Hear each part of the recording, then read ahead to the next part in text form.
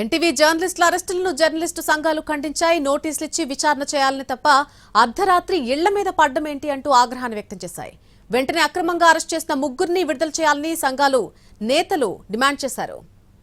దాన్ని కూడా ఎవరు అనం, కానీ ఈ తరహాలో అర్ధరాత్రిగాడు వెళ్ళి ఒక జర్నలిస్టుని భయభ్రాంతులు చేసి కుటుంబాలను భయభ్రాంతులు చేసి వాళ్ళేమి టెర్రరిస్టులు కాదు, రోజువారీ ఉద్యోగాలు చేసుకునే వాళ్లే కదా, వాళ్ళని ఎందుకు ఇంత టెర్రరైజ్ చేయాల్సిన అవసరం ఉందనేది నాకున్న ప్రశ్న. అలాగే సోదాలు పేరుతోటి మొత్తం స్టాఫ్ని ఇచ్చేయటం ఇదంతా కూడా కొంచెం నాకు ఇబ్బంది అనిపించి సంఘీభావం తెలపటం నాకు ధర్మం అనిపించి వచ్చాను. తెల్లవారుజామున ముగ్గురు సీనియర్ జర్నలిస్ట్ అరెస్టుకు సంబంధించి పోలీసులు వ్యవహరించే తీరు మీద జర్నలిస్ట్ సంఘాలు మేము తీవ్ర అభ్యంతరాన్ని వ్యక్తం చేస్తున్నాం.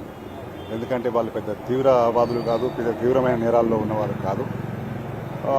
మేము ప్రెస్ క్లబ్ హైదరాబాద్గా డిమాండ్ ఏం చేస్తూ ఉన్నామంటే, మీకు ఏదైనా అభ్యంతరాలు ఉన్నప్పుడు, మీకు ఏదైనా దాని మీద వచ్చిన వార్తల మీద ఫిర్యాదులు ఉన్నప్పుడు సివిల్ చట్టాల ద్వారా మీరు దాన్ని పరిష్కరించుకునే అవకాశాలు ఉన్నాయి. మీడియాలో వార్తల రూపంలో ప్రచురించారు తప్ప ఏ ఒక్కరిని కూడా వ్యక్తిగతంగా టార్గెట్ చేసో, ఒక ఆఫీసర్ను టార్గెట్ చేసో, ఒక మంత్రిని టార్గెట్ చేసో ఈరోజు మీడియా ఎక్కడ కూడా చేయదు.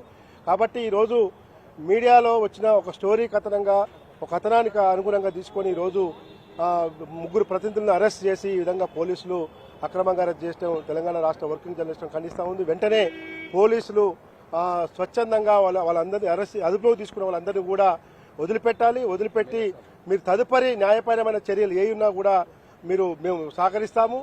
ప్రతిపక్ష నాయకుడిగా ఉన్నప్పుడు మిమ్మల్ని అర్ధరాత్రి మీ ఇంట్లో నుంచి గత ప్రభుత్వం తీసుకెళ్ళినప్పుడు మీరు ఎట్లా ఫీల్ అయినారు, ఆ రోజు మీ కుటుంబ సభ్యులు ఎట్లా ఫీల్ అయినారు, ఈరోజు మీరు దాన్ని ఆ కక్షని మీరు ఎవరిపై తీర్చుకోవాలని వదిలేసి మీరు జర్నలిస్ట్ మీద పడడం ఏంది? ఇది చాలా అన్యాయం. ఇది కేసు పెట్టద్దని కూడా ఎవరు అనం.